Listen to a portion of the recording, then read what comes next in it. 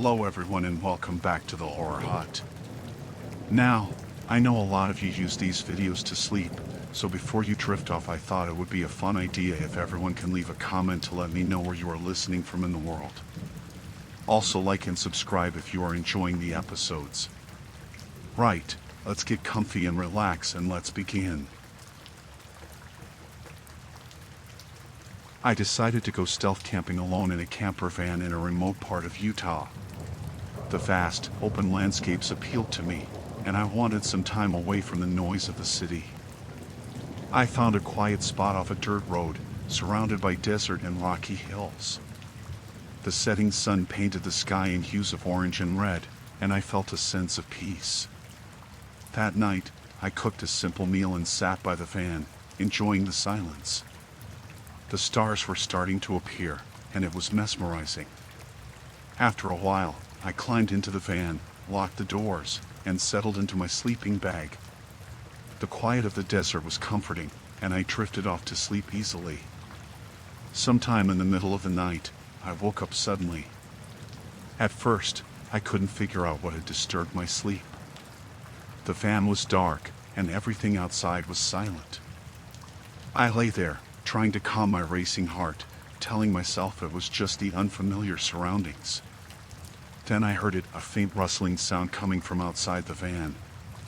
My pulse quickened. I strained to hear, trying to convince myself it was just an animal.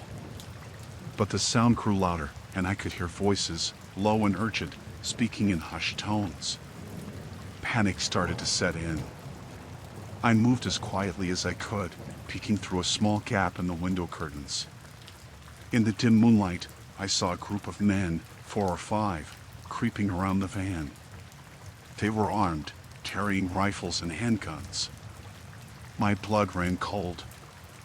I had no idea who they were or what they wanted, but it couldn't be good. One of them was trying to pry open the back door with a crowbar. I held my breath, hoping they wouldn't get in. My mind raced with thoughts of what to do. I had no weapon, no phone signal, and no one knew where I was. I felt utterly trapped. I heard one of the men say something about a witness.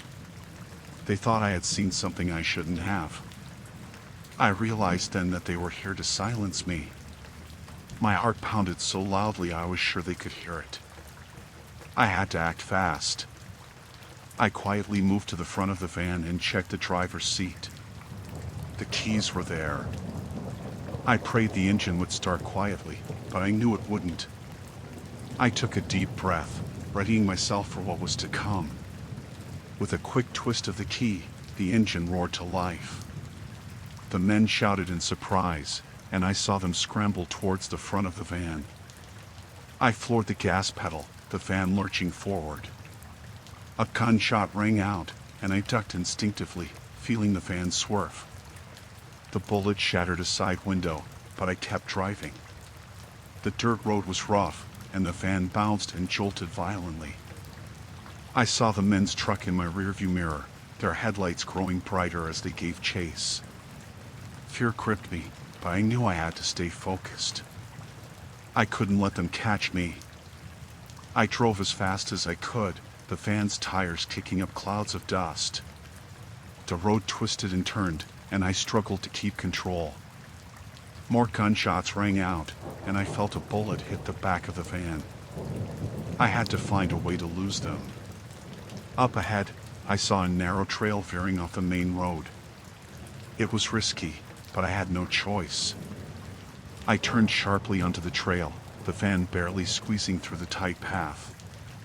The headlights behind me grew dimmer as the terrain became more rugged. The trail led into a narrow canyon, and I knew it was my chance. I turned off the van's lights and slowed down, hoping the darkness would hide me.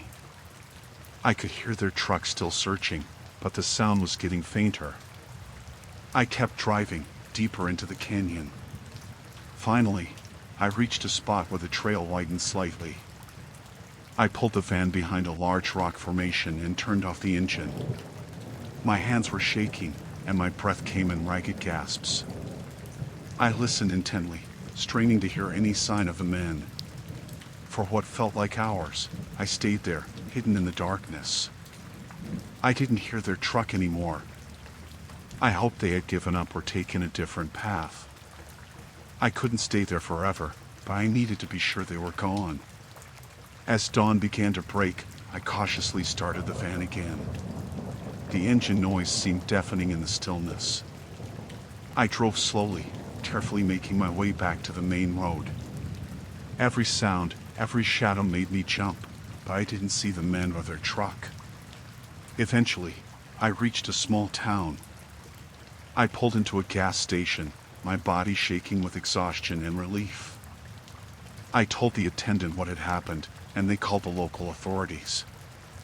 I knew I was safe, but the fear and adrenaline still coursed through me. The police took my statement and promised to look into it. I didn't have much hope they would find the men, but at least I was alive.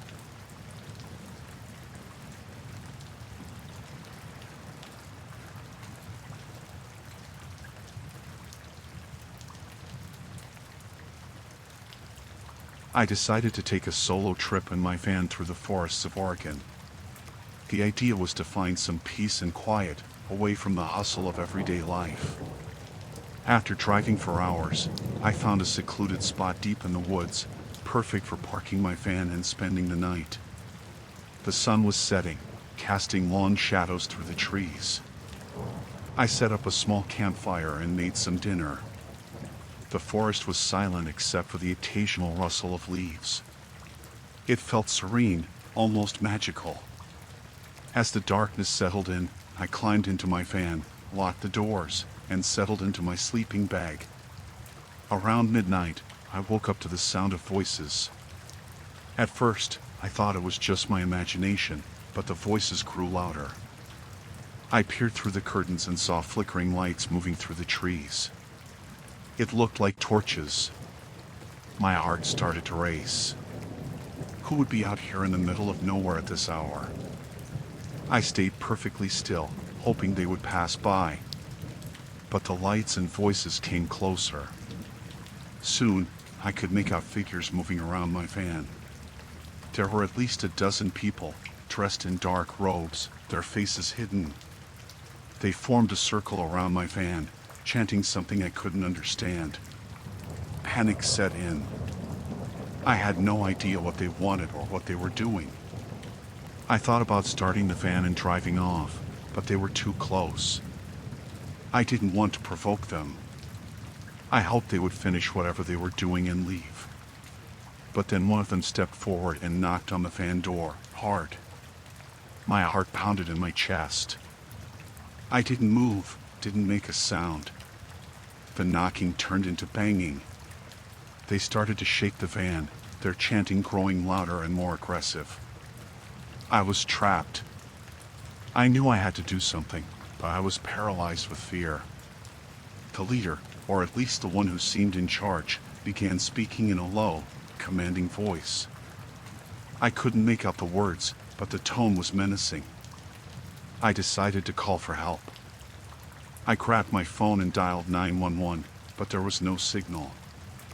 Of course, I was too deep in the forest. My only option was to try and escape. I took a deep breath, trying to gather my courage. I reached for the keys, my hands trembling. Before I could start the van, the side window shattered. I screamed and ducked as glass flew everywhere. They reached in, trying to unlock the door. I had no choice. I turned the key and the engine roared to life. I slammed on the gas, the van lurching forward. They were thrown off balance, but I heard a loud thud as one of them hit the side of the van. I sped down the dirt path, the van bouncing and jolting violently. The headlights barely cut through the darkness, and I struggled to keep control. In the rearview mirror, I saw the torches bobbing as they chased after me on foot. The road was narrow and winding, but I couldn't slow down. Branches scraped against the sides of the van, and the tires skidded on the loose gravel. I had to get out of the forest and find help. I kept driving, my knuckles white on the steering wheel. The path seemed endless, and I felt like I was driving in circles. Eventually, I saw a faint glow ahead. It was a road. I burst out of the forest onto the asphalt, nearly losing control as the van hit the pavement. I didn't stop, didn't look back. I drove until I saw the lights of a small town. I pulled into a gas station, my body shaking, tears streaming down my face. I ran inside, babbling about the people in the woods. The attendant looked at me like I was crazy but called the police. When they arrived, I tried to explain what had happened, but it sounded so unreal. They promised to check it out, but I could tell they didn't believe me. I never found out who those people were or what they were doing. I left Oregon the next day and never went back.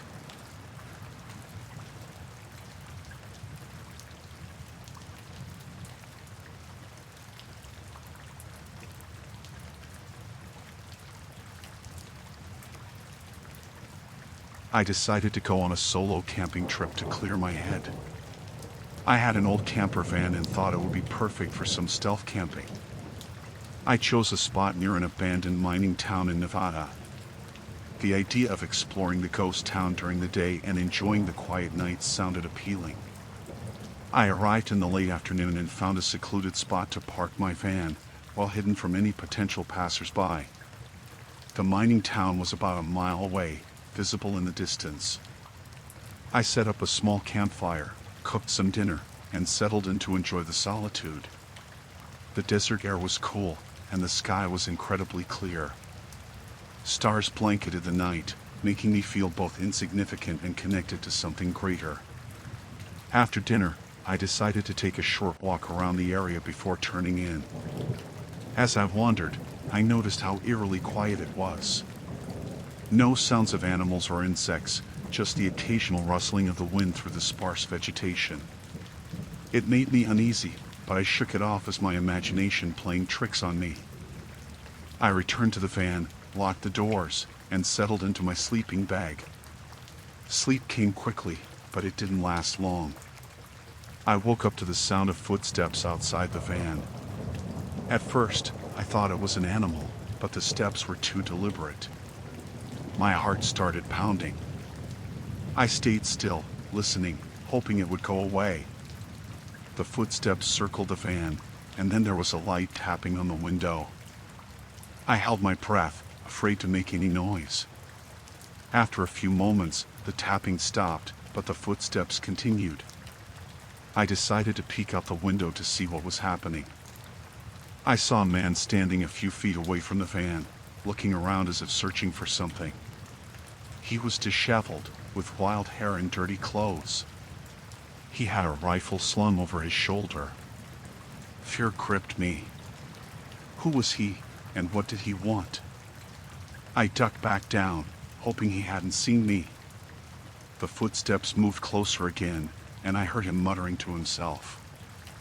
I couldn't make out what he was saying, but his tone was angry and paranoid.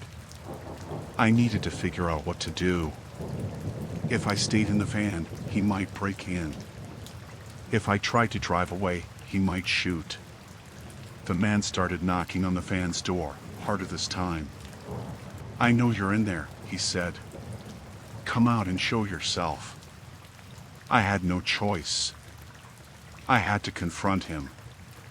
I grabbed the small camping knife I kept for emergencies and slowly opened the door, keeping the knife hidden behind my back. The man stepped back, eyeing me suspiciously. "What are you doing here?" he demanded. "Are you spying on me?" "No, I'm just camping," I said, trying to sound calm.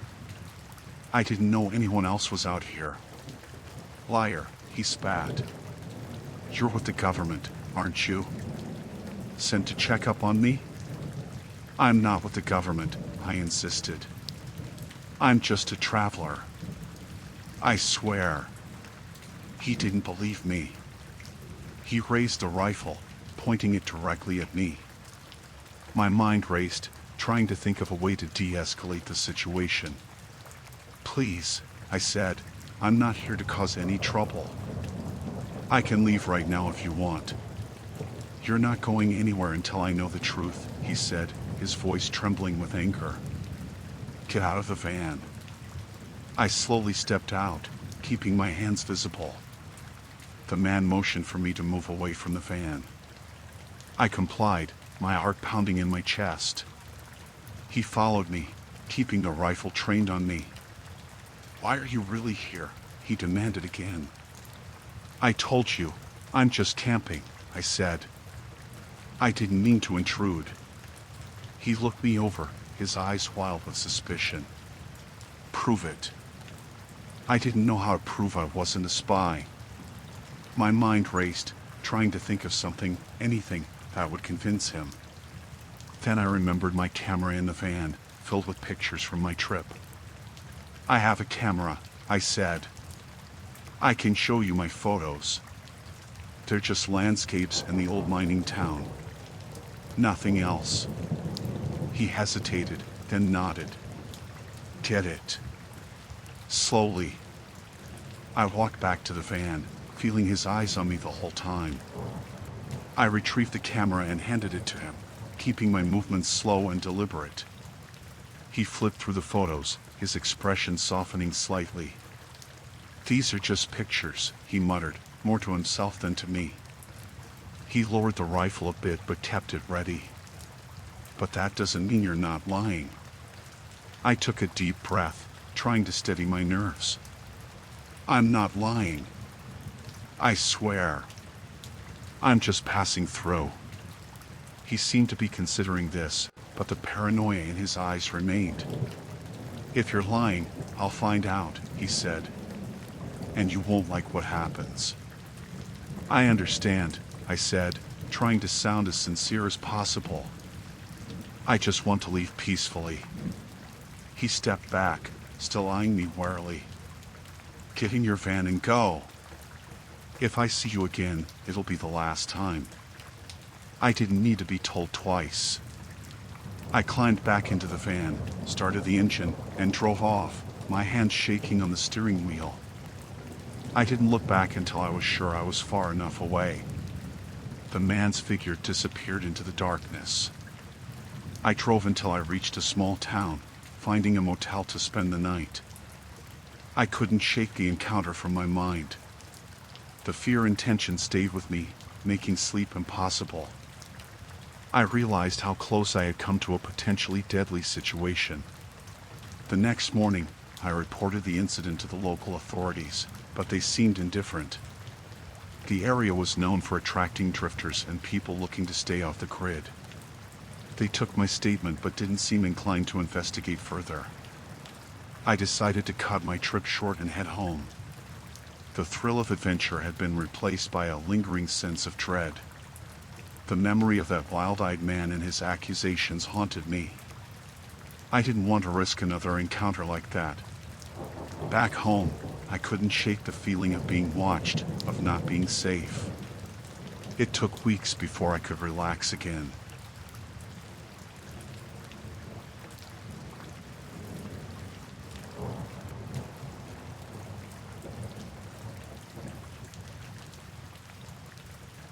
My friend Sarah and I decided to take a break from the city and go camping in the Appalachian Mountains. We had an old camper van and thought it would be perfect for some stealth camping in a remote part of the mountains. We wanted peace and quiet, away from everything. We arrived in the late afternoon and found a secluded spot off a dirt road. It was a beautiful place, surrounded by trees and far from any other people.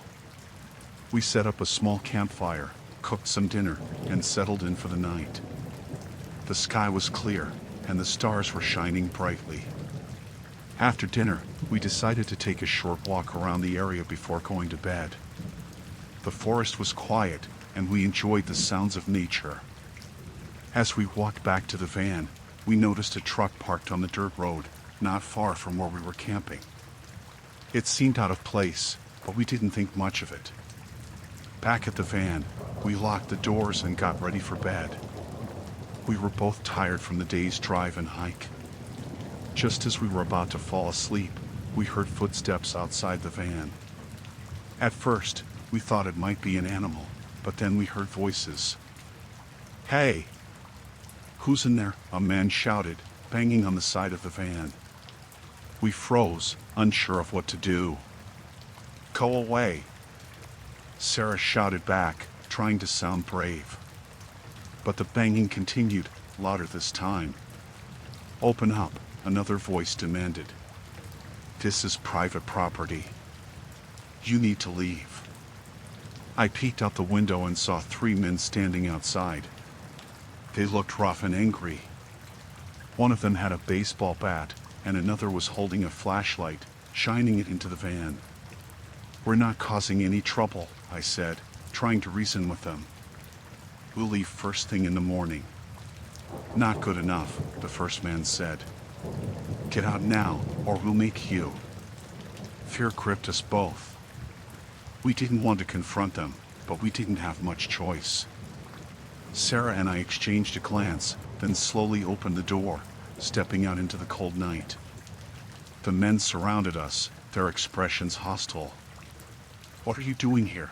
the man with the bat asked, his tone threatening. "We're just camping," Sarah said. "We didn't know this was private property." "Well, now you know," he sneered. "And we don't want you here." "Look, we'll pack up and leave right now," I said, trying to stay calm. "Too late for that," another man said. "You should have left when we first told you." One of the men grabbed Sarah's arm, pulling her towards the truck. "Hey! Let her go!" I shouted, stepping forward. The man with the bat raised it, and I froze. "You're not going anywhere until we say so," he said, his eyes cold. They forced us into the back of the truck and drove off, deeper into the mountains. We had no idea where they were taking us, and the fear was overwhelming. The truck finally stopped, and they dragged us out, throwing us to the ground. "Maybe this will teach you to stay away," one of them said, kicking dirt at us. They left us there, alone and scared, and drove off. We were miles from our van, in the middle of nowhere. Sarah was shaking, and I felt sick with fear. We had no choice but to start walking, hoping to find our way back. The forest was dark, and every sound made us jump. After what felt like hours, we finally saw the faint glow of our campfire in the distance. We hurried towards it, desperate to get back to the safety of the van. When we arrived, we quickly packed up our things, not wanting to risk another encounter with those men. We drove through the night, not stopping until we reached a small town. We found a motel and checked in, both of us too shaken to sleep. The reality of what had happened started to sink in, and we couldn't stop trembling. The next morning, we reported the incident to the local authorities, but they didn't seem too interested. They took our statement but said there wasn't much they could do without more information about the men. We decided to cut our trip short and head back home. The experience had left us both traumatized, and we couldn't shake the fear that something like that could happen again. The mountains, once a place of beauty and peace, now felt dangerous and hostile. Back home, we couldn't stop thinking about the men and what might have happened if we hadn't managed to escape. It took weeks for us to feel safe again, and we vowed never to go camping in such remote areas without better protection. The trip had changed us both. We learned to be more cautious, more aware of our surroundings, and never to take our safety for granted.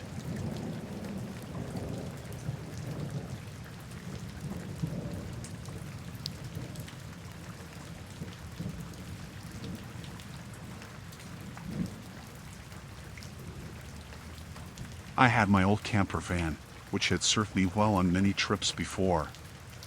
I loved the solitude and beauty of the desert, away from the noise of the city. One evening, I found a quiet spot off a dirt road to park for the night. It was miles away from any town, perfect for some peace and quiet. The sunset was breathtaking. I made a simple dinner, sat outside the van, and enjoyed the silence. After a while, I got inside, locked the doors, and settled in for the night. The air was cool, and the sky was clear, full of stars. I felt safe and content. Sometime in the middle of the night, I woke up to a strange sound. It was a soft hissing noise, followed by a thud. I listened carefully but couldn't hear anything else. I tried to convince myself it was just an animal or the wind. But then I heard footsteps outside, slow and deliberate. I peered out the small window but couldn't see much in the darkness. My heart was pounding. I decided to stay quiet and hope whoever it was would leave. The footsteps moved around the van, and I heard a scraping sound near the tires. Then, silence. I waited for what felt like hours, but it was probably only a few minutes. Slowly, I got up and looked out the window again. This time, I saw a figure standing a few yards away, just watching the van. The moonlight cast a shadow, but I couldn't make out any details. I felt a chill run down my spine. I knew I had to stay calm and think clearly. I grabbed my phone and tried to call for help, but there was no signal. I felt trapped and helpless. The figure didn't move. I wondered if it was just my imagination, but deep down, I knew it wasn't. I decided to turn on the headlights to get a better look. My hand shook as I reached for the switch. When the lights came on, the figure was gone. I breathed a sigh of relief, but it was short-lived. I heard the sound of something metallic hitting the ground near the back of the van. I turned off the lights and listened again. There were more footsteps, moving away this time. I needed to see what was happening. I took a flashlight and cautiously opened the side door. The air was still, and the desert was eerily quiet. I shone the light around the van and saw the damage. All 4 tires were slashed. I was stranded. Fear gripped me, but I knew I had to stay alert. I looked around but didn't see anyone. Then, in the distance, I noticed a faint light moving away. It was the figure, heading toward the hills. I didn't know what to do. I couldn't drive, and there was no cell signal. My only option was to stay put and hope for daylight. I got back inside the van, locked the doors, and tried to stay calm. Sleep was impossible. Every little noise made me jump. I kept thinking about the figure and what they might do next. As the hours dragged on, I heard a vehicle approaching. My heart raced, unsure if it was help or more trouble. A truck pulled up beside the van, and a man got out. He looked rough, with a grizzled beard and worn clothes. He shone a flashlight into my van, and I felt exposed. "Hey! You all right in there?" he called out. I hesitated but finally opened the door slightly. "My tires got slashed," I said, my voice trembling. "Someone was out here watching me." The man nodded. "Yeah, we've had some trouble with vandals around here. Let's see what we can do." He seemed sincere, but I couldn't shake the feeling of unease. He walked around the van, checking the tires. "You're gonna need new ones," he said. "I've got a spare back at my place, but it's a few miles away. You want to come with me, or wait here?" The thought of staying alone in the van was terrifying. "I'll come with you," I said, grabbing my backpack and flashlight. We drove in silence, the man keeping an eye on the road. I watched the desert landscape, feeling vulnerable. After what felt like an eternity, we reached a small, rundown cabin. He parked the truck in motion for me to follow. Inside, the cabin was cluttered but seemed safe. "Wait here," he said, heading to the back. I looked around, noticing old tools and camping gear. The place felt lived in, but not welcoming. He returned with a tire and some tools. "Let's get you fixed up," he said, and we headed back to the van. The drive felt quicker this time, and I was relieved to see my van still there, untouched. We worked in silence, changing the tires. The man was efficient, and soon enough, the van was ready to go. "You should head to the nearest town and report this," he said. "It's about 20 miles west."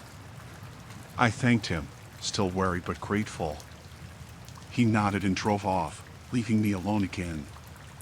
I got in the van and started driving, the fear slowly fading as the sun began to rise. By the time I reached the town, I felt a sense of relief.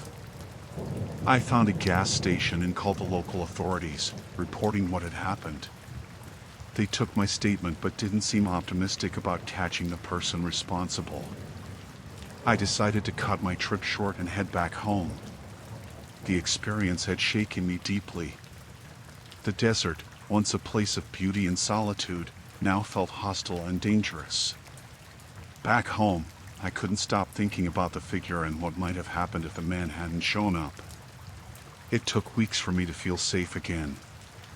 I learned to be more cautious and aware of my surroundings, and I vowed never to camp alone in such remote areas again. The desert's beauty was overshadowed by the terror I experienced, a nightmare that would stay with me forever.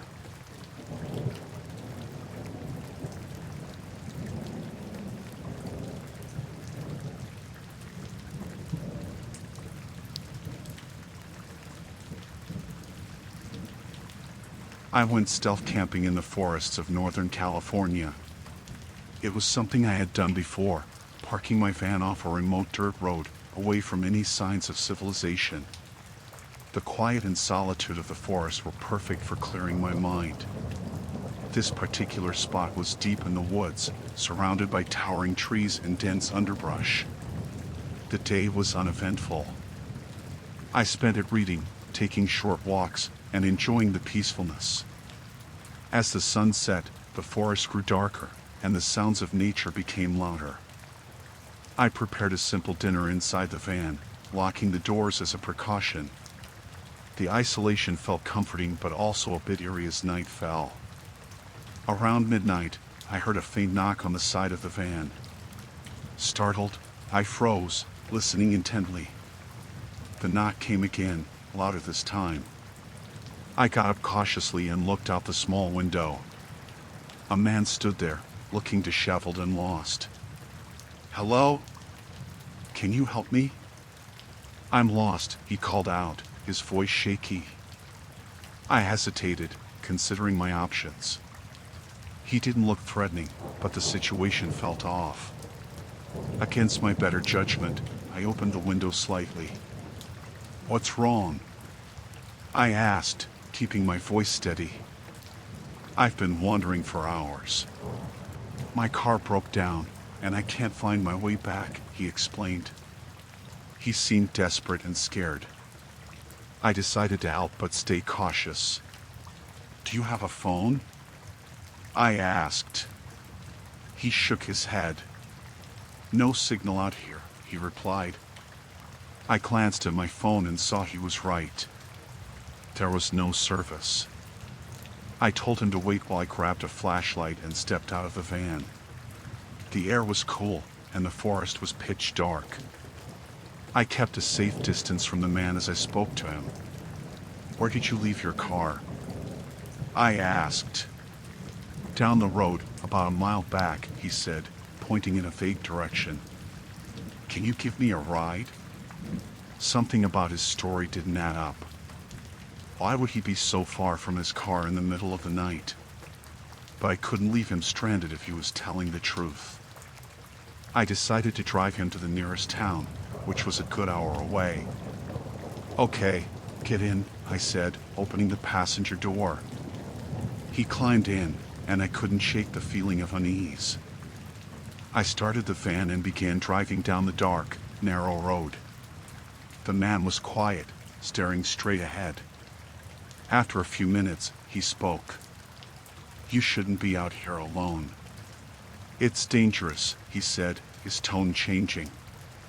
There was something menacing in his voice now. I glanced at him, trying to stay calm. "I know how to take care of myself," I replied, gripping the steering wheel tightly. He smirked, and my heart started to race. Suddenly, he lunged at me, grabbing the wheel. The van swerved, and I struggled to maintain control. What are you doing?" I shouted, trying to push him away. "You're not going anywhere," he growled, his grip tightening. I fought back, elbowing him in the ribs.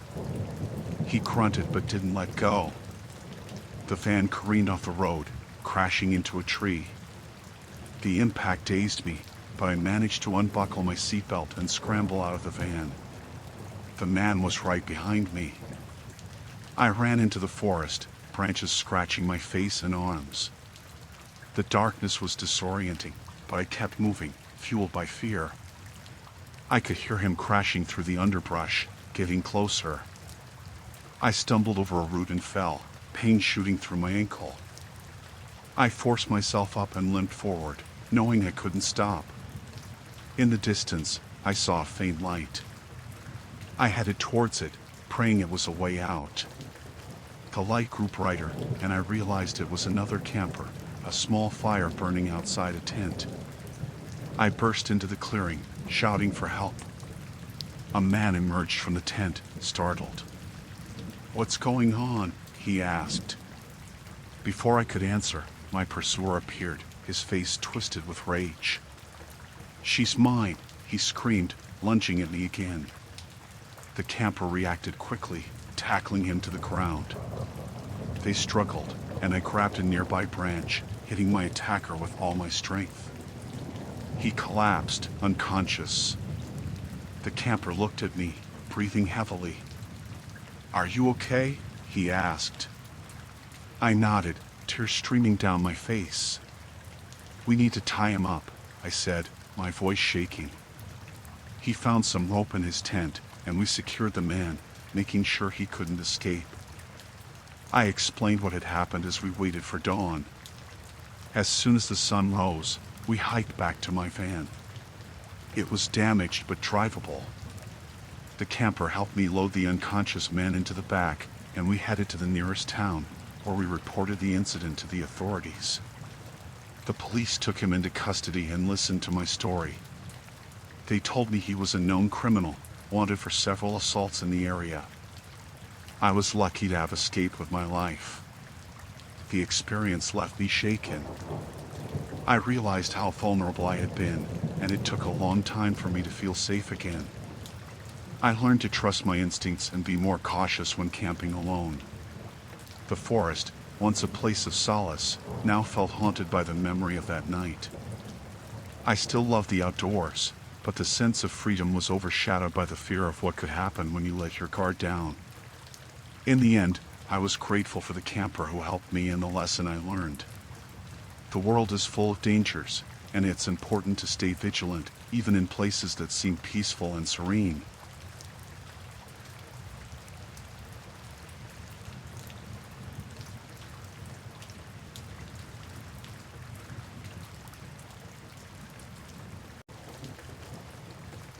I parked my van in a remote spot in the backwoods of Louisiana, hoping for a quiet night. The area was thick with trees and underbrush, and the nearest town was miles away. I was on a break from work, looking to enjoy some solitude. The forest was dense and silent, with only the occasional rustle of leaves breaking the stillness. After setting up camp, I cooked a simple dinner on my portable stove and settled in for the evening. The air was cool, and the sky was clear. As darkness fell, I locked the doors of my van, feeling secure in my isolation. I read for a while, the silence of the forest wrapping around me like a blanket. It must have been close to midnight when I first heard the sound. It was a distant, muffled noise, like something heavy moving through the trees.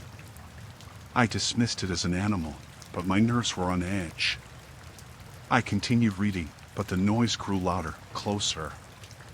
I turned off my light and listened, my heart pounding. Voices, low and rough, tarried on the wind.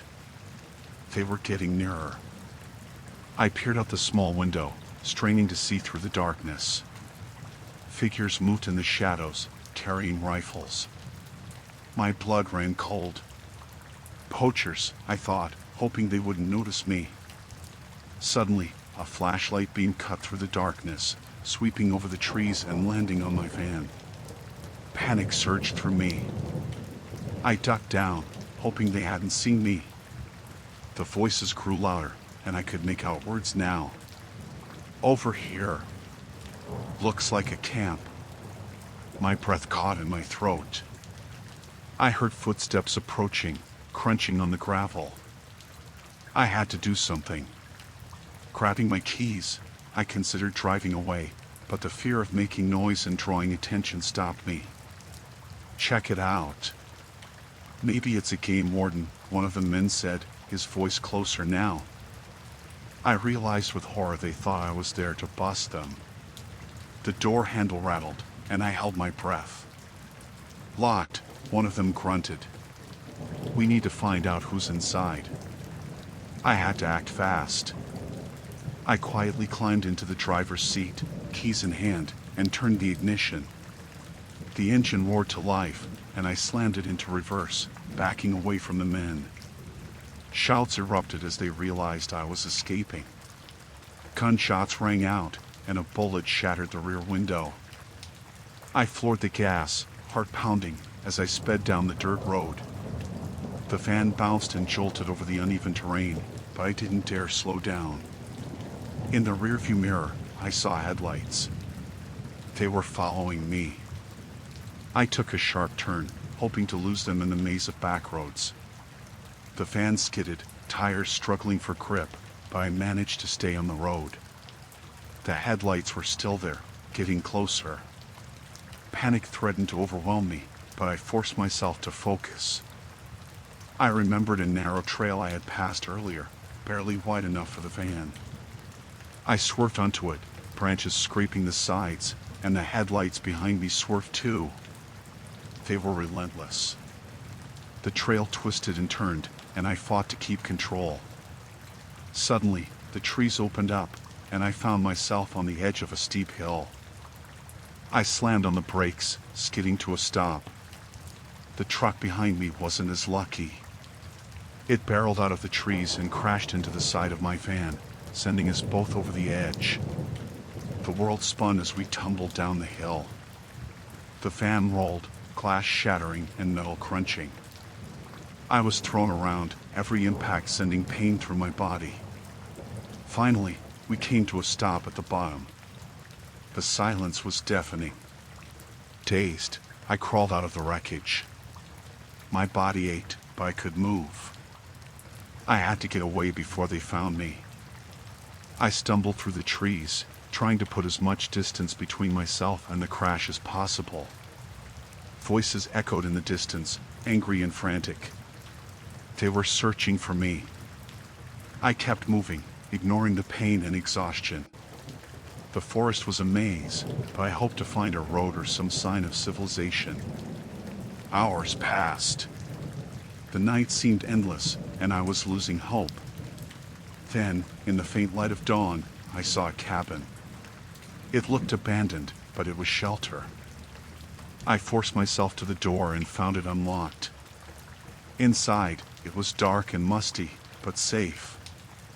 I collapsed on the floor, too exhausted to move.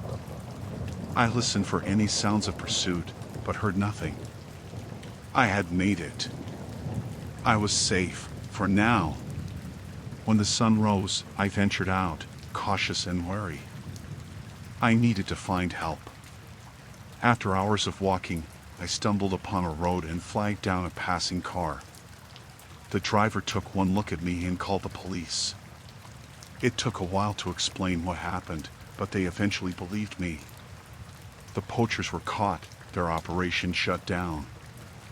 I was treated for my injuries and given a ride back to town. The experience left me shaken and wary of the wilderness. I still love the solitude and beauty of nature, but I'm more cautious now.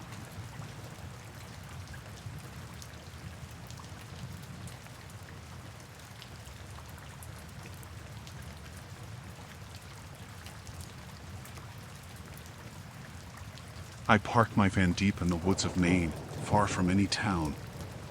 I was looking forward to a weekend of solitude and nature. I had been planning this trip for months, wanting to escape the stress of work and the noise of the city. The forest was thick and quiet, the perfect place to unwind. The first day was peaceful. I set up camp, cooked dinner over a small fire, and spent the evening reading. As the sun set, the sounds of the forest grew louder. It was calming, listening to the rustling leaves and distant calls of animals. I felt completely alone, which was exactly what I wanted. The next morning, I woke up early and went for a hike. The air was crisp and fresh, and the scenery was beautiful. I took my time, enjoying the peace and quiet. By the time I got back to camp, it was late afternoon. That's when I noticed something odd. My van's door was slightly ajar. I was sure I had locked it before I left. I checked inside, but nothing seemed to be missing. I brushed it off, thinking maybe I had been careless. But then I found a note on the driver's seat. It was a small piece of paper with just one word written on it: leave. My heart pounded as I looked around. There was no one in sight. I told myself it was probably just a prank, but the uneasy feeling lingered. I locked the doors and decided to stay alert. That night, I had trouble sleeping. Every noise outside made me jump. I kept checking the locks, making sure everything was secure. Eventually, exhaustion took over and I fell asleep. In the morning, I found another note, this time on the windshield. It read, "You shouldn't be here." Fear gripped me. Someone was definitely messing with me. I thought about leaving, but I didn't want to let some prankster ruin my trip. I decided to stay one more night and see if things got better. I spent the day trying to relax, but it was hard to shake the feeling of being watched. I kept glancing over my shoulder, expecting to see someone lurking in the trees. The day passed slowly, and by evening, I was more on edge than ever.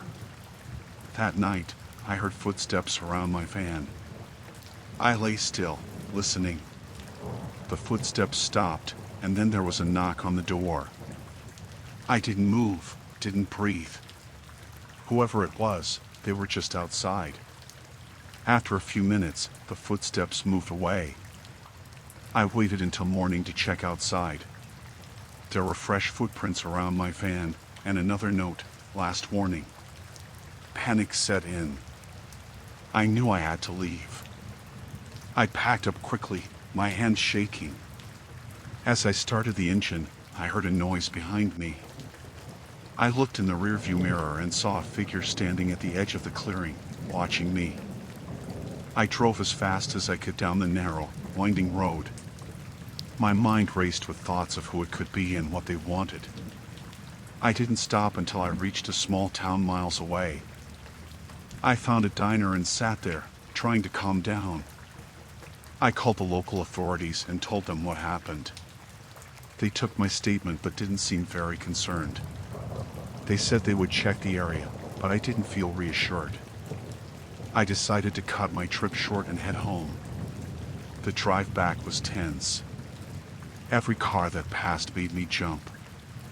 I kept looking in the rearview mirror, half expecting to see the figure from the woods following me. When I finally got home, I locked all the doors and windows and tried to forget about the whole thing. But I couldn't. The experience haunted me. I kept thinking about those notes, the footsteps, the figure in the clearing. I didn't know who it was or why they wanted me gone, but the fear stayed with me. I haven't been camping since. The woods, once a place of peace and solitude, now felt dangerous and threatening. I learned to trust my instincts and never ignore warning signs.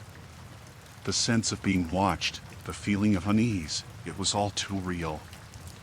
I realized how vulnerable I was out there, alone in the wilderness. Now, I stick to more populated areas for my getaways. The fear of being followed and threatened is something I don't want to experience again.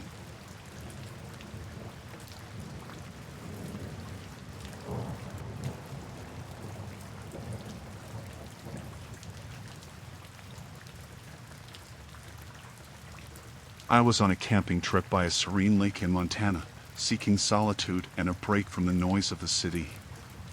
The first night was calm, with nothing but the sound of crickets chirping in the distance. I sat by the campfire, enjoying the peace and quiet as I watched the stars twinkle above. But as the night wore on, I heard something that sent chills down my spine. Faint screams echoed through the darkness, distant but unmistakable. At first, I tried to convince myself it was just the wind or some animal, but the screams grew louder and more frantic. I hesitated, unsure of what to do. Should I investigate?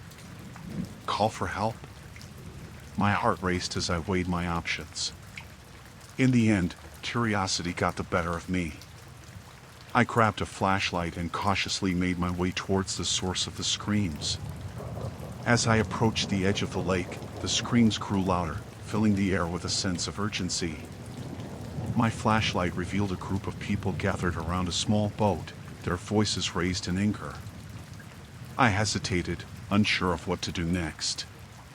Suddenly, the situation escalated. One of the men pulled out a gun, waving it threateningly at the others. My heart hammered in my chest as I watched, frozen in place. I wanted to run, to hide, but I was rooted to the spot by fear. The men began to argue, their voices growing louder and more heated. I could feel the tension in the air, thick and suffocating. I knew I should leave, call the police, anything to get away from the danger. But I couldn't tear myself away from the scene unfolding before me. Then, chaos erupted. The man with the gun fired a shot into the air, and the others scattered, disappearing into the darkness. I stood there, paralyzed with fear, as the echoes of the gunshot faded into the night. I knew I had to get out of there, but my legs felt like lead. Every sound made me jump, every shadow seemed to hide a threat. I stumbled back to my campsite, my mind racing with fear and uncertainty. I packed up my things as quickly as I could, my hands shaking with adrenaline. I didn't bother to put out the campfire or tidy up. I just wanted to get as far away from that lake as possible. As I drove away, the screams still echoed in my ears. I couldn't shake the feeling that I had stumbled into something dangerous, something sinister. I didn't know who those people were or what they were fighting about, but I knew I never wanted to see them again. I drove for hours, my mind replaying the events of that night over and over again. I kept expecting to see headlights in my rearview mirror, or to hear the sound of gunshots echoing through the night. But thankfully, the road remained empty, and eventually, the sun began to rise, casting a warm glow over the landscape. I finally pulled over at a rest stop, exhausted and emotionally drained. I sat in my car for a long time, trying to process what had happened. It felt like a nightmare, something out of a movie. But it was all too real, too terrifying to be anything but the truth. Eventually, I mustered up the courage to call the police and report what I had seen. They took my statement, but I could tell they didn't take me seriously. To them, I was just another camper with an overactive imagination. But I knew what I had seen. I had witnessed something dark and dangerous, something that I never wanted to experience again. And as I drove away from that rest stop, I made a promise to myself never to go camping alone again, never to put myself in harm's way like that.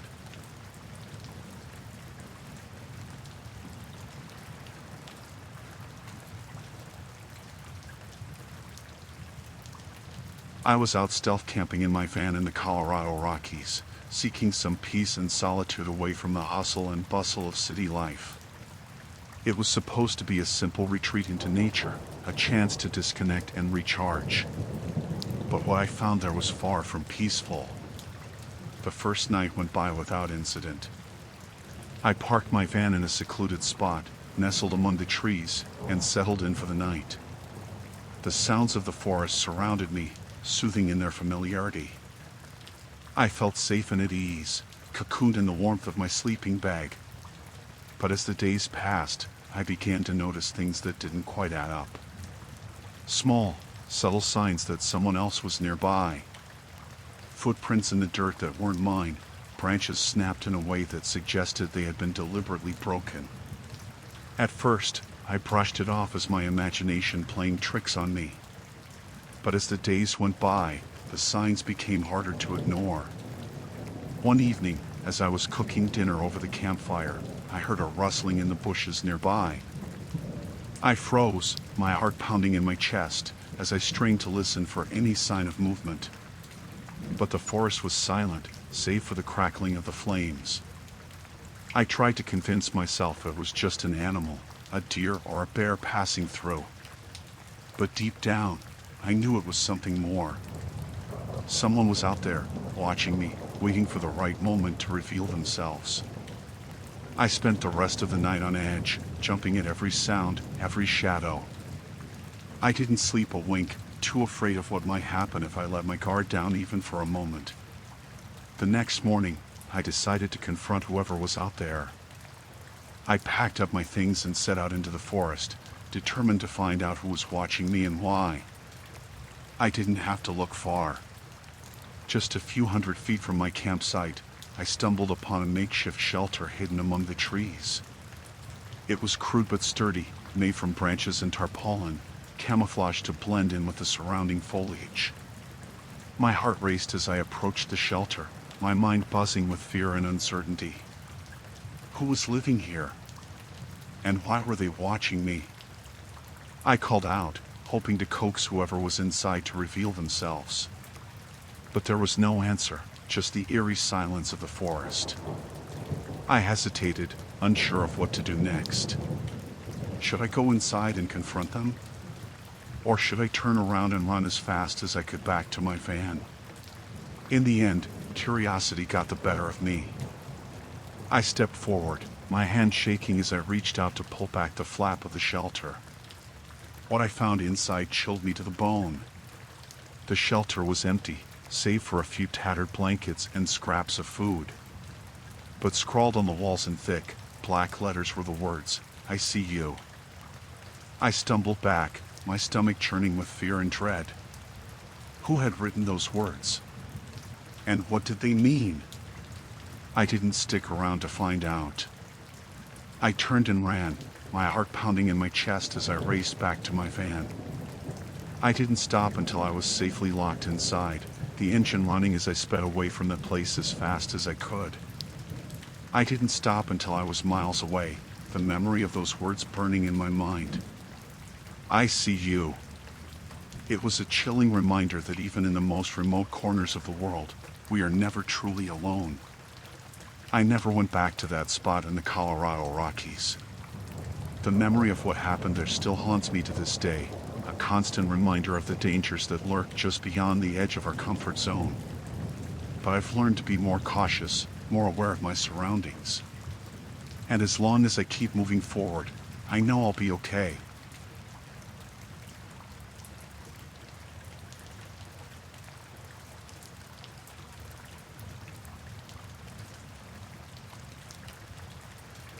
I was camping in the forests of northern Michigan, seeking solace amidst the towering trees and tranquil wilderness.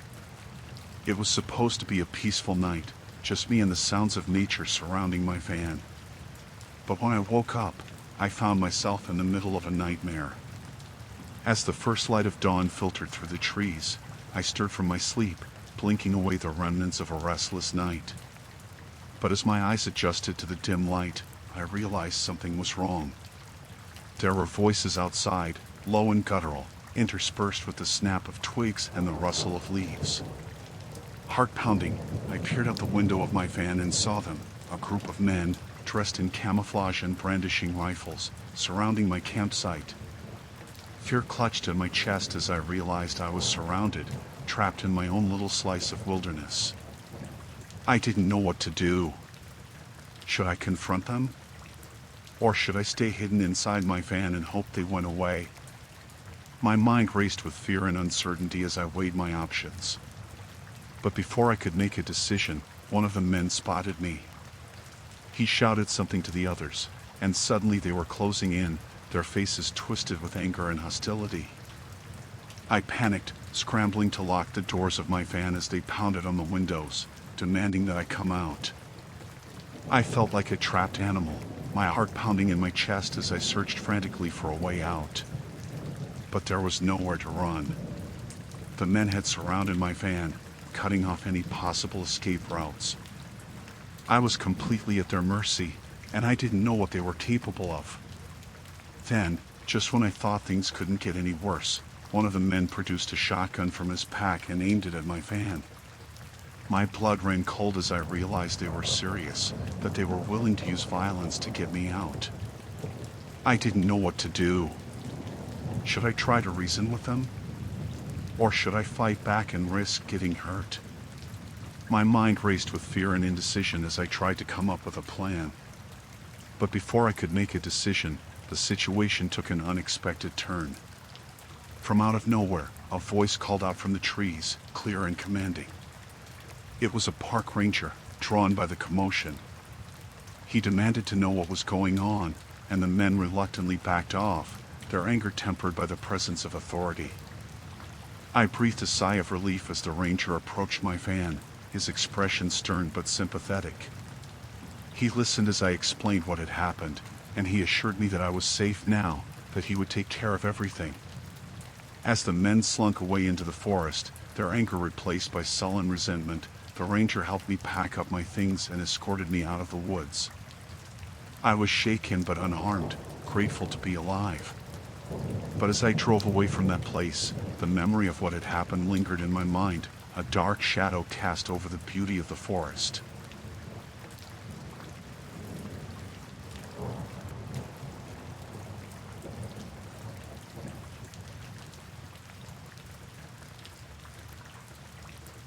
Out in the dense wilderness of the Florida Everglades, my friend and I thought we had found the perfect spot for some stealth camping. It seemed like the ideal escape from the hustle and bustle of everyday life, a chance to reconnect with nature and each other. Little did we know, our peaceful getaway would soon turn into a nightmare. As the sun dipped below the horizon and darkness descended upon the swampy landscape, we settled down in our makeshift campsite, surrounded by the sounds of nocturnal creatures and the soft rustle of the wind through the trees. But as the night wore on, a sense of unease began to creep over us, a feeling that we were not alone in the wilderness. It started with distant noises, faint whispers, and the occasional splash of water in the darkness. At first, we dismissed them as the normal sounds of the Everglades, but as they grew closer and more insistent, we began to realize that something was not right. Then, out of the darkness, emerged a figure, tall and imposing, moving with a stealthy grace that sent shivers down our spines. He approached our campsite with purpose, his eyes glinting in the dim light of our campfire, and we knew in an instant that he was not someone to be trifled with. He introduced himself as a smuggler, using the vast expanse of the Everglades to hide his illicit activities from prying eyes. He warned us to stay out of his way, threatening dire consequences if we dared to interfere with his operations. We were frozen with fear, unsure of what to do next. Should we try to reason with him? Or should we make a run for it and hope to escape his clutches? Our minds raced with possibilities as we weighed our options, but in the end, we knew that we were no match for this dangerous man and his criminal enterprise. As the smuggler loomed over us, his presence casting a dark shadow over our campsite, we realized that we had no choice but to comply with his demands. We watched helplessly as he went about his business, moving with a ruthless efficiency that left us feeling powerless and vulnerable. But even as we cowered in fear, a small spark of defiance flickered within us. We refused to let this man intimidate us, to rob us of our freedom and our dignity. And so, when the opportunity presented itself, we seized it with both hands, mustering all of our courage and strength to confront our tormentor head-on. In a moment of desperation, we made a run for it, tearing through the dense underbrush of the Everglades with the smuggler hot on our heels. Adrenaline coursed through our veins as we raced through the darkness, our hearts pounding with fear and determination. But just when it seemed like all hope was lost, we stumbled upon a hidden path, leading us to safety and salvation. With renewed energy and resolve, we pushed forward, putting as much distance between us and our pursuer as possible. And then, finally, We saw it, the faint glow of civilization on the horizon, a beacon of hope in the darkness. With one final burst of speed, we sprinted towards it, our lungs burning and our muscles aching, until at last, we reached the safety of civilization. As we collapsed onto the pavement, gasping for breath and shaking with exhaustion, we knew that we had narrowly escaped a fate worse than death. But even as we celebrated our victory, we couldn't shake the feeling that the smuggler was still out there, lurking in the shadows, waiting for his next opportunity to strike. And so, as we made our way back to civilization, we vowed to never return to the Everglades again, to put this harrowing ordeal behind us and move on with our lives.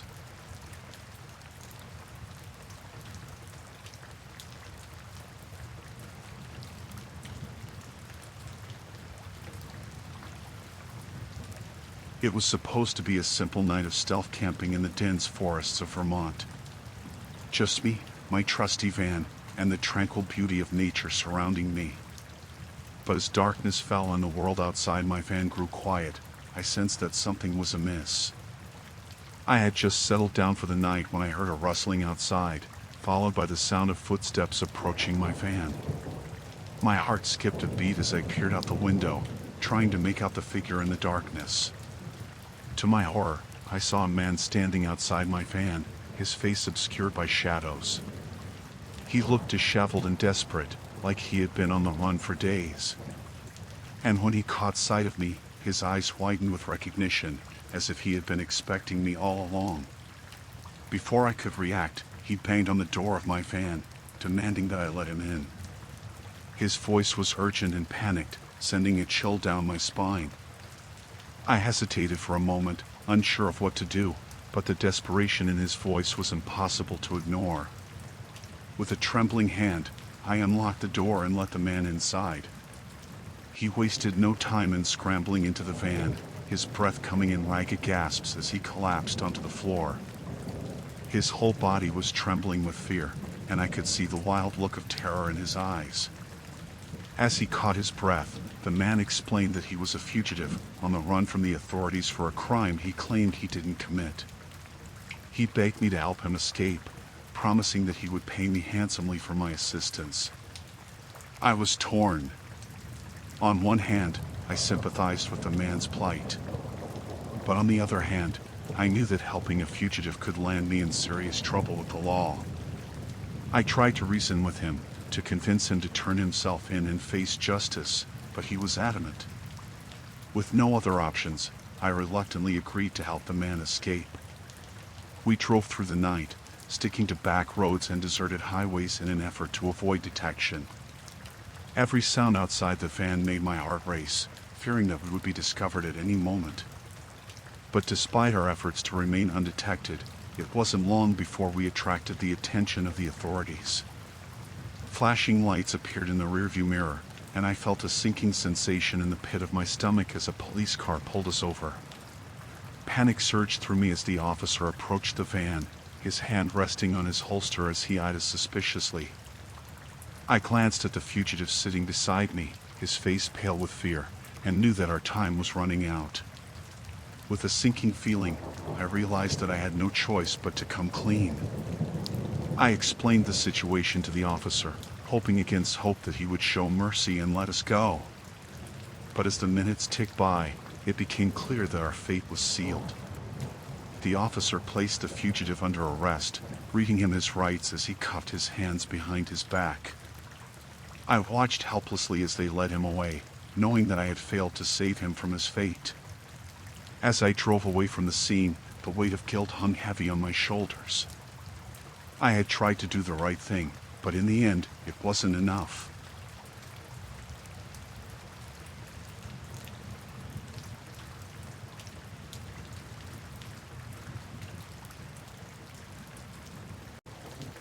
It was supposed to be a peaceful night in the remote part of the Ozarks. I parked my camper van by the edge of a dense forest, looking forward to a quiet evening under the stars. But as the night wore on, I couldn't shake the feeling that something was wrong. I noticed movement in the trees, shadows flitting in and out of view. At first, I brushed it off as my imagination playing tricks on me. But as the hours passed, the feeling of unease only grew stronger. I heard footsteps outside my van, slow and deliberate, as if someone was trying to be stealthy. My heart pounded in my chest as I peered out the window, trying to catch a glimpse of whoever was lurking in the darkness. To my horror, I saw a figure standing just beyond the tree line, watching me with an intensity that sent shivers down my spine. I couldn't make out their features in the dim light, but I could feel their gaze boring into me. I tried to convince myself that it was just a curious local, maybe a hunter or a hiker passing through. But deep down, I knew that something was seriously wrong. There was an air of menace about the figure, a sense of danger that I couldn't ignore. I debated whether to call out to them, to confront them and demand to know what they wanted. But fear held me back, the knowledge that I was alone in the middle of nowhere with no one to help me if things went south. As the night dragged on, the figure continued to watch me from the shadows, their presence a constant source of dread. I tried to distract myself, to focus on anything other than the creeping sense of fear that threatened to overwhelm me. But no matter how hard I tried, I couldn't shake the feeling that I was being hunted, that I was nothing more than prey to whatever lurked in the darkness outside my van. Hours passed in agonizing silence, each minute stretching into eternity as I waited for the first light of dawn to break through the trees. And when it finally did, I breathed a sigh of relief, knowing that I had survived another night. But as I prepared to leave the safety of my van and venture out into the daylight, I heard a sound that made my blood run cold. It was a low, guttural growl, the sound of something primal and predatory. I froze, my heart hammering in my chest as I realized that I was not alone. Whatever had been stalking me in the night was still out there, waiting for the perfect moment to strike. With trembling hands, I reached for the keys to my van, my fingers fumbling with the lock as I desperately tried to get inside. But before I could escape, I felt a pair of eyes watching me from the darkness, their gaze burning into my soul with a hunger that chilled me to the bone. And then, without warning, the figure stepped out from the shadows, revealing themselves in all their terrifying glory. It was a man, his face twisted into a sinister grin as he advanced towards me with slow, deliberate steps. I knew in that moment that I was in grave danger, that this man meant me harm and would stop at nothing to get what he wanted. I scrambled to start the engine of my van, my heart racing as I prayed for a miracle. But as the man drew closer, I knew that I was running out of time. With one final burst of adrenaline, I slammed my foot down on the gas pedal and peeled out of the campsite, leaving the man behind in a cloud of dust and gravel. As I drove away from the scene, my heart still pounding in my chest, I vowed never to return to that remote part of the Ozarks again.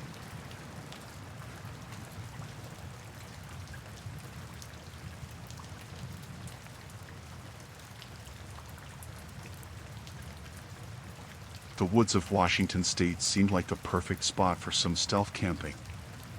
I parked my van in a secluded area, surrounded by towering trees and the sounds of nature. It was peaceful, serene even. But that tranquility didn't last long. As I settled in for the night, I heard footsteps approaching my van. At first, I thought it might be another camper passing by, but something about the sound seemed off. It was too deliberate, too purposeful. I peered out the window and saw a figure emerging from the darkness. It was a hiker, or at least that's what they appeared to be. They wore a backpack and hiking gear, and they had a friendly smile on their face. But something about their demeanor set off alarm bells in my mind. I rolled down the window and greeted them cautiously, trying to mask my growing unease. They seemed friendly enough, striking up a conversation and asking about my camping trip. But as they talked, I couldn't shake the feeling that something was wrong. Their questions became more probing, more invasive, and I began to feel like I was being interrogated. They seemed too interested in my plans, too curious about where I was headed next. And when I tried to politely end the conversation and retreat back into my van, they grew agitated. Their smile turned into a menacing grin, and they took a step closer, blocking my path back inside. I could see the glint of something sharp in their hand, a knife gleaming in the moonlight. My heart pounded in my chest as I realized the danger I was in. I tried to reason with them, to plead for mercy, but they just laughed in my face. They made it clear that they had violent intentions, that they saw me as nothing more than prey to be hunted. I knew I had to act fast if I wanted to survive. With a surge of adrenaline, I lunged for the door of my van, slamming it shut behind me and locking it tight. But the hiker wasn't done yet. They began to pound on the windows, shouting threats and obscenities. I frantically searched for my phone, hoping to call for help, but it was nowhere to be found. I was trapped, alone and defenseless, with no way to escape. The hikers' pounding grew louder and more frenzied, and I knew that they wouldn't stop until they had what they wanted. Desperate, I reached for anything I could use as a weapon, my hands closing around a heavy flashlight lying nearby. With trembling hands, I held it up as a makeshift defense, ready to fight for my life if necessary. But just as I prepared to defend myself, the pounding stopped. I held my breath, waiting for the hiker to make their next move. But instead of attacking, they simply turned and disappeared into the darkness, leaving me shaken but alive. I stayed locked inside my van until the first light of dawn, too afraid to venture back out into the woods. When morning finally came, I emerged cautiously, scanning the area for any sign of danger. But the hiker was gone, leaving no trace behind. I packed up my things quickly and drove away from the forest as fast as I could, vowing never to return to that cursed place again. Even now, as I write this post from the safety of my home, I can't shake the memory of that terrifying encounter.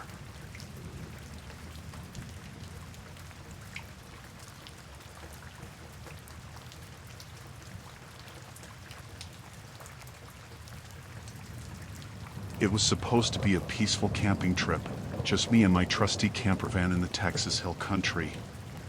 But as the sun set and darkness fell over the landscape, things took a sinister turn. I had parked in a secluded spot, surrounded by rolling hills and towering trees. The night air was still and quiet, but there was an undercurrent of tension that I couldn't shake. As I settled in for the night, I heard the sound of voices in the distance. At first, I thought it might be other campers passing by, but as the voices grew louder, I realized something was wrong. Peering out the window of my van, I saw a group of men approaching. They were loud and boisterous, their laughter echoing through the night air. But there was something about their demeanor that set off alarm bells in my mind.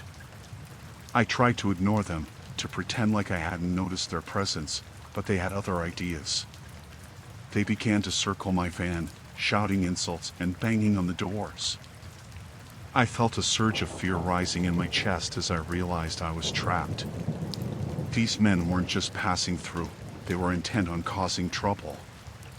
I tried to reason with them, to explain that I just wanted to be left alone, but they wouldn't listen. They grew increasingly aggressive, their voices turning into shouts and their gestures becoming more threatening. I knew I had to get out of there, but I was paralyzed with fear. I didn't know what these men were capable of, and the thought of confronting them filled me with dread. But just as things seemed like they couldn't get any worse, I heard the sound of approaching footsteps. I held my breath, hoping against hope that it was someone coming to help me. And then, like a guardian angel, a park ranger emerged from the darkness. He was tall and imposing, his presence commanding respect. He quickly assessed the situation and ordered the men to leave. At first, they resisted, but when they saw the ranger's badge glinting in the moonlight, they knew they didn't stand a chance. Reluctantly, they backed away, disappearing into the night as quickly as they had come. I breathed a sigh of relief, feeling a weight lift off my shoulders. The park ranger stayed with me until dawn, making sure I was safe and reassuring me that he would keep an eye on the area. I thanked him profusely, grateful for his intervention. As the first light of dawn broke over the horizon, I packed up my things and drove away from that cursed spot as fast as I could. The memory of that terrifying night would stay with me forever, but I knew that I had survived thanks to the timely intervention of the park ranger. Now, as I sit in the safety of my home, I can't help but wonder what would have happened if he hadn't come when he did.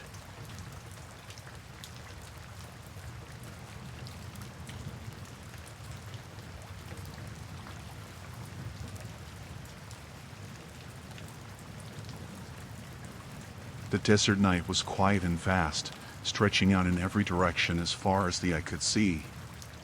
I parked my van in a remote spot, thinking I was alone in the vast expanse of the New Mexico desert. But as I settled in for the night, a feeling of unease began to settle over me. I couldn't shake the feeling that I was being watched. Every sound seemed amplified in the stillness of the desert night, and I found myself constantly looking over my shoulder, searching for any sign of movement in the darkness. As I lay in bed, trying to ignore my growing sense of dread, I heard a faint rustling outside. My heart skipped a beat as I realized that I wasn't alone after all. I peered out the window of my van, straining to see through the darkness. And that's when I saw them, a group of shadowy figures lurking just beyond the reach of my headlights. My blood ran cold as I realized that I was surrounded. I didn't know who these people were or what they wanted, but I knew I had to get out of there before it was too late. I started the engine and tried to drive away, but my tires spun uselessly in the sand. Panic surged through me as I realized that I was trapped, at the mercy of whoever these mysterious figures were. I could hear them whispering outside, their voices low and urgent. I strained to make out what they were saying, but their words were lost in the desert wind. Suddenly, the door to my van creaked open, and I felt a rush of cold air as one of the figures climbed inside. I recoiled in horror as I saw his face. It was twisted with malice, his eyes gleaming in the darkness.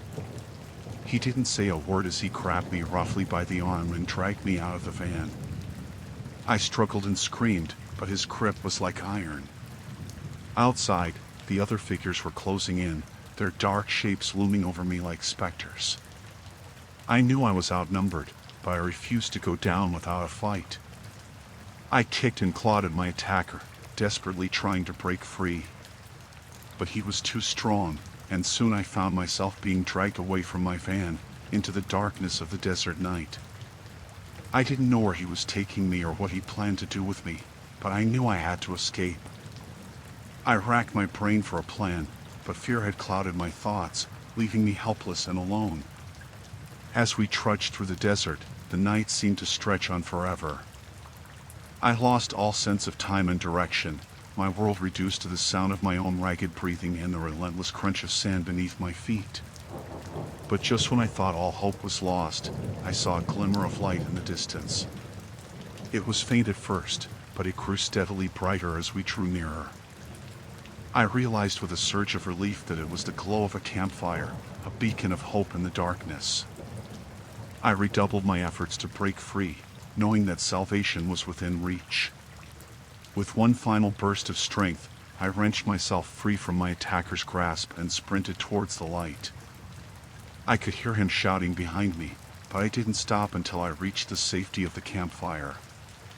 As I collapsed beside the fire, gasping for breath, I looked around at my saviors, a group of fellow campers who had stumbled upon me just in time. They listened in horror as I recounted my ordeal, their faces pale in the flickering firelight. Together, we called the authorities and waited anxiously for help to arrive. It felt like an eternity before we saw the flashing lights of the rescue vehicles approaching through the darkness. But when they finally arrived, I felt a wave of relief wash over me. I was safe, thanks to the kindness of strangers and the luck of stumbling upon their campfire in the desert night. As I rode away in the back of the ambulance, I couldn't help but wonder what would have happened if those campers hadn't been there to save me.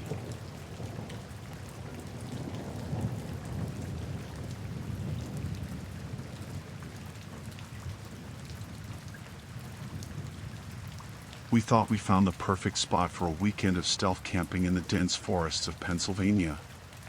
My friend and I, we were eager to escape the hustle and bustle of city life, even if just for a couple of days. But little did we know, our weekend getaway would turn into a nightmare. As the sun began to set, we settled into our makeshift campsite, nestled amongst the towering trees.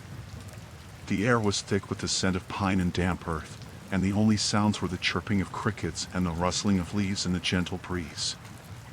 But as darkness fell, a sense of unease settled over us. We couldn't shake the feeling that we were being watched, that something wasn't quite right about our secluded spot in the forest. Suddenly, we heard the crack of a twig snapping somewhere nearby. We froze, our hearts pounding in our chests as we strained to listen for any sign of movement in the darkness. That's when we saw him, a shadowy figure emerging from the trees, his eyes gleaming in the moonlight. He was tall and gaunt, with a wild look in his eyes that sent shivers down our spines. Without a word, he lunged towards us, his movements erratic and unpredictable. We scrambled to our feet and took off running, crashing through the underbrush as we tried to put as much distance between us and our pursuer as possible. But no matter how fast we ran, he was always right behind us, his heavy footsteps echoing through the forest as he closed in on us with terrifying speed. We ducked and dodged through the trees, our hearts pounding in our chests as we desperately tried to lose him in the darkness. But he was relentless, his presence looming over us like a shadow in the night. Just when we thought we couldn't run any longer, we stumbled upon a clearing in the forest. Without hesitation, we dashed towards the safety of the open space, hoping against hope that we could find some way to escape our pursuer. But as we reached the edge of the clearing, we came face to face with a steep drop-off, a sheer cliff that plummeted down into the darkness below. We skidded to a halt at the edge, our hearts sinking as we realized we had nowhere left to run. With our backs against the cliff, we turned to face our attacker, our minds racing as we tried to come up with a plan. But he was already upon us, his eyes burning with a manic intensity as he lunged towards us with outstretched hands. In a desperate bid for survival, we fought back with everything we had, throwing punches and kicks with reckless abandon as we tried to fend him off. But he was too strong, overpowering us with ease as he pinned us to the ground with a vice-like grip. We struggled and thrashed, but it was no use, he had us trapped, at his mercy in the heart of the forest. And as he loomed over us, his face contorted with rage, we braced ourselves for the worst. But just as it seemed all hope was lost, we heard the sound of approaching footsteps. We looked up to see a group of hikers emerging from the trees, their flashlights cutting through the darkness as they hurried towards us. With a final burst of energy, we managed to break free from our attacker's grasp and scramble to our feet. The hikers wasted no time in coming to our aid, surrounding us and driving our attacker back with shouts and warnings. Together, we fled into the safety of the night, putting as much distance between us and our would-be assailant as possible. And as we emerged from the forest, shaken but alive, we knew that we had narrowly escaped a fate worse than death.